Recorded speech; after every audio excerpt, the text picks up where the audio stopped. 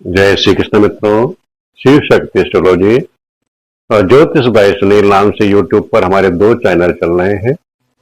आप ज्योतिष सीखने के लिए, चाहे ज्योतिष गणना है, कुंडली बनाना है, फलित करना है, ग्रह गोचर देखना है, अष्टकवर्ग देखना है, या वैदिक ज्योतिष सीखना चाहते हैं तो हमारे चैनल को लाइक करिए, सब्सक्राइब करिए। क्या आपको कोई परेशानी है, कोई समाधान आप चाहते हो, चाहे आर्थिक हो, पारिवारिक हो, चाहे संतान संबंधी हो, शत्रु संबंधी है या रोजगार संबंधी है, उसके समाधान के लिए भी आप हमारे नंबर पर संपर्क कर सकते हैं। हमारा नंबर है 9358411746। जय श्री कृष्ण मित्रों। शिव शक्ति एस्ट्रोलॉजी में आपका स्वागत है। हम जैसे आप लोगों को कुंडली विश्लेषण करना सिखा रहे थे, उसमें हमने आपको बताया था कि कुछ रोग होते हैं जो असाध्य रोग होते हैं, होते कैसे हैं, उनका कारण क्या होता है। जैसे पिछली बार हमने आपको सिखाया, और आज हम लेकर चलेंगे दूसरा रोग, जैसे है कैंसर। कैंसर नाम का रोग आप लोगों ने सुना ही होगा कि असाध्य रोग होता है, जिसको भी हो जाए वो मृत्यु को प्राप्त होता है, कोई इलाज नहीं होता। इसका कारण क्या है? ऐसी कौन सी ग्रह है जिसके कारण ये रोग बनता है शरीर में? ये सब हम आज आपको बताएंगे, सिखाएंगे कि आप लोग कुंडली विश्लेषण करते समय क्या देखेंगे। तो किसी को कैंसर हुआ, आपके पास कुंडली आई, तो आपने ग्रहों की कैसी क्या स्थिति देखी जिससे आप बता सकते हैं सटीकता से किसको कैंसर का रोग है, क्या कैंसर रोग से पीड़ित होगा, ऐसा हम बता सकते हैं उसको। उसके लिए आप लोग ध्यान रखें, आज का जो विषय होगा कैंसर, कैंसर रोग का योग हमारी कुंडली में हम कैसे देखें, उसके बारे में हम चर्चा करेंगे। जैसे मैं हमेशा आपको सिखाता हूँ, आज दो उदाहरण के द्वारा आपको समझाऊंगा तो आपके समझ में आ जाएगा। पहले आप लोग सूत्र नोट कर लीजिए कि आप लोग देखेंगे क्या।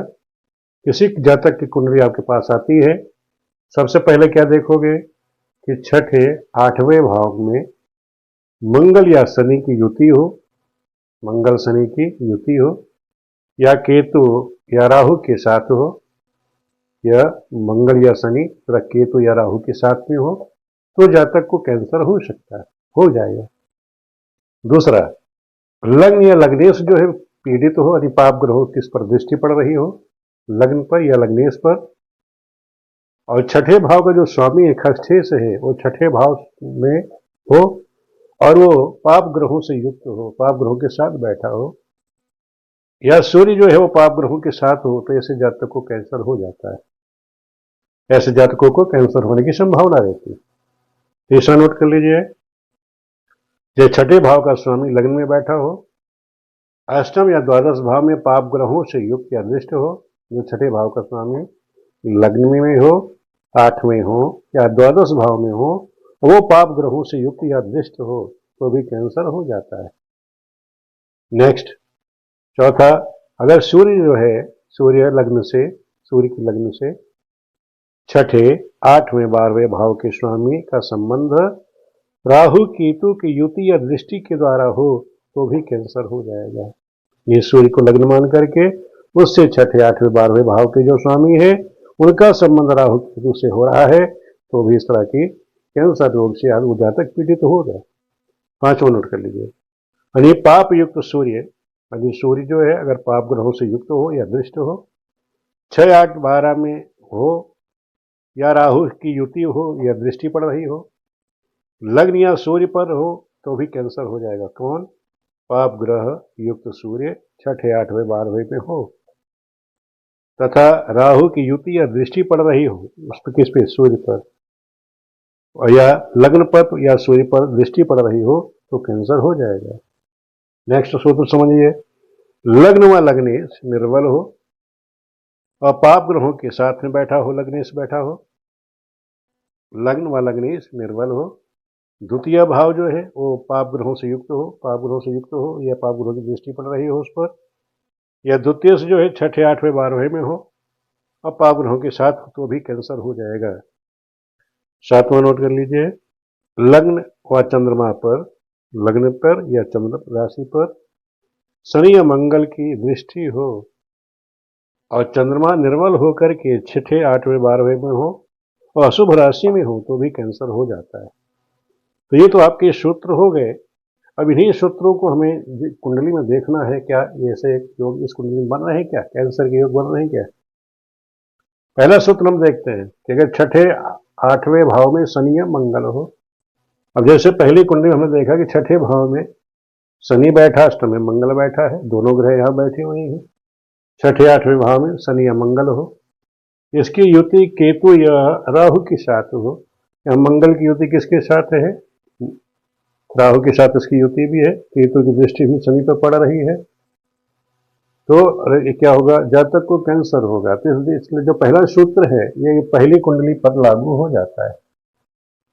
ये पहला सूत्र पहली कुंडली पर आपके लागू हो गया। इसी सूत्र को हम दूसरी कुंडली पर देखते हैं कि छठे आठवें में शनि मंगल हो। छठे आठवें में मंगल तो यहां नहीं लेकिन शनि है यहां पर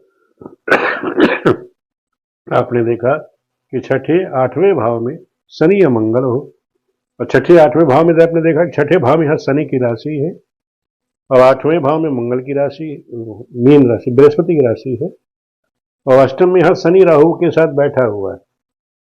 तो जो योग हमारी कुंडली कहती है उसके अनुसार ये स्थिति तो यहाँ नहीं आ रही है, और राहु के साथ इनकी युति हो, मंगल की युति भी नहीं है राहु की, राहु की दृष्टि मंगल पर है। तो ऐसे जातक को नहीं होगा। जो दूसरी कुंडली है इसमें ऐसा योग नहीं बन रहा है। दूसरा सूत्र हम देखते हैं। दूसरा सूत्र कहता है लग्न व लग्नेश पाप पीड़ित हो। लग्न या लग्नेश, अब यहां देखो लग्नेश यहां कौन है, शुक्र है। शुक्र कहां बैठा है, सप्तम भाव में। सप्तम भाव में हम वहां पाप कर्तरी योग के, यहाँ शनि है यहाँ मंगल है, उन दोनों में पाप कर्तरी योग है। तो यहाँ क्या हो गया, लग्नेश पीड़ित हो गया। यहाँ लग्न और लग्नेश पीड़ित होना चाहिए। लग्न यहाँ आपके लग्नेश आपका पीड़ित हो गया। और ये कह रहा खष्ट भाव में, खष्ट छठे भाव का स्वामी सप्तम में चला गया, और खष्ट भाव पाप युक्त, पाप ग्रहों से युक्त हो, और छठा भाव जो है पाप ग्रहों से युक्त है ही है, केतु की दृष्टि पड़ रही है और पाप ग्रह यहाँ बैठा भी है। तो और सूर्य जो है पाप ग्रह के साथ में हो। यहाँ सूर्य कहाँ है, कन्या राशि में है, और इस पर के कोई किसी व्यक्ति की दृष्टि नहीं है। लेकिन इस तरह के जो पहले जो योग है यहाँ तक का वो इसमें दिखाई दे रहा है कि लग्नेश पीड़ित हो गया, और खष्ट या खष्ट भाव में पाप ग्रह युक्त है, तब भी इस तरह से संभावना रहती है। तो आदर्श सूत्र भी एक तरह से लागू है इस पर। नेक्स्ट देखते हैं, छठे भाव का स्वामी लग्न या अष्टम या द्वादश में हो। छठे भाव का स्वामी ना अष्टम में है, ना द्वादश में है, ना लग्न में है, वो कहाँ बैठा है, सप्तम में जाके बैठा हुआ है। और पाप ग्रहों से युक्त या दृष्ट हो। पाप ग्रहों से ना युक्त है या ना दृष्ट है, केवल यहाँ दृष्टि बृहस्पति की पड़ रही है, तो शुक्र तो यहाँ ठीक है, तो कैंसर होगा। तो यह सूत्र तो इस पर लागू नहीं होता, तीसरा सूत्र यहाँ लागू नहीं है। नेक्स्ट समझते हैं कि अगर सूर्य लग्न से छठे में हो, सूर्य लग्न से छठे भाव में हो, सूर्य यहाँ पंचम में है, और लग्न से छठे अष्टम या द्वादश के स्वामी का संबंध हो। लग्न से छठे भाव का स्वामी कौन है, शुक्र है, उसका कोई संबंध इससे नहीं है। अष्टम भाव का स्वामी बृहस्पति है, बृहस्पति का भी इससे कोई संबंध नहीं है, सूर्य से नहीं है, और राहु केतु से भी कोई संबंध इसका नहीं है। तो यह सूत्र भी यहाँ लागू नहीं है, चौथा सूत्र भी यहाँ लागू नहीं होगा। नेक्स्ट देखते हैं हम कि पाप युक्त सूर्य अगर 6, 8, 12 में हो, तो यहाँ सूर्य जो है पाप युक्त तो है नहीं, न पाप ग्रहों की दृष्टि है, न 6, 8, 12 में है, तो ये इस तरह का योग पाप ग्रह से युक्त नहीं है। राहु की दृष्टि या लग्न पर या सूर्य पर हो, लग्न पर भी ना राहु की दृष्टि है ना केतु की दृष्टि है, तो ये सूत्र भी यहाँ लागू नहीं है। लग्न लग्नेश निर्बल हो, यहाँ लग्न तो नहीं है लेकिन लग्नेश जो है वो निर्बल हो गया है, क्योंकि पाप कर्तरी योग में है। द्वितीय भाव पाप ग्रह से युक्त है, द्वितीय ग्रह जो भाव है वो पाप ग्रहों से युक्त है, दृष्ट भी है। और द्वितीय जो है 6, 8, 12 में हो, द्वितीय भाव का स्वामी छठे भाव में बैठा हुआ भी है, तो ये सूत्र यहाँ लागू हो जाता है। ये सूत्र पूरा आपका छठा यहाँ लागू है। नेक्स्ट देखते हैं, लग्न या चंद्र पर शनि की दृष्टि हो। लग्न या चंद्र पर शनि की दृष्टि हो, न लग्न पर न शनि की दृष्टि है, न चंद्रमा पर है। चंद्रमा पर भी दृष्टि किसकी नहीं है, शनि की दृष्टि इस पर नहीं है। मंगल की दृष्टि हो, वह मंगल की दृष्टि हो, मंगल की दृष्टि लग्न पर इस कुंडली के अनुसार नहीं है, ना चंद्रमा पर, दोनों पर भी नहीं है, तो ये भी यहाँ लागू नहीं होता। और 6-8 में अशुभ राशि हो, 6-8-12 में इस तरह के योग नहीं है। तो ये जो 3 योग हमने देखे, इस कुंडली में हमने क्या देखा कि जो प्रथम कुंडली है उसमें 3 योग इस प्रकार के हैं कि 6-8 भाव, छठे 8वें भाव में शनि मंगल की युति है, यानी दोनों ग्रह बैठी हुई है, युति हो या बैठे हुए हो, ये युति है। लग्नेश पीड़ित है, पापकर्तरी योग से है, पीड़ित हुआ है। तो राहु केतु के साथ राहु केतु से की दृष्टि भी पड़ रही है, और हमने देखा कि केतु से चंद्रमा पीड़ित है, ये चंद्रमा पीड़ित हो गया। तो इस तरह से हमने देखा कि जो चंद्रमा है वो भी पीड़ित है, शनि से लग्नेश पीड़ित हो गया, तो दोनों ही इस तरह से हमें कैंसर का योग बनेगा। ये पहला सूत्र पूरी तरह से लागू है। फिर हमने देखा लग्नेश पीड़ित हो, लग्नेश यहाँ पीड़ित है ही। छठे भाव में शनि होना चाहिए, पाप ग्रह से युक्त है, पाप ग्रह वहां बैठी हुई है। सूर्य भी पाप ग्रहों के साथ हो, सूर्य जो है यहाँ बैठा हुआ है, त्रिकोण में है, वहां कोई दिक्कत इस तरह की नहीं दिखाई दे रही। तो सूर्य ये जो आधा सूत्र इसका लागू हो जाता है। तो इससे फिर हमने देखा था कि लग्न लग्नेश निर्बल हो, या द्वितीय पाप ग्रह से युक्त दृष्ट हो, या द्वितीय जो है 6-8 में हो, पाप ग्रहों से युक्त हो, तब भी कैंसर हो जाए। ये जो 3 सूत्र है वो इस पर पूरी तरह से लागू होते हैं, और हकीकत में इस जातिका को कैंसर की बीमारी रही है, पीड़ित रही है, कैंसर से पीड़ित हुई है, तो उसको दिक्कत रही है।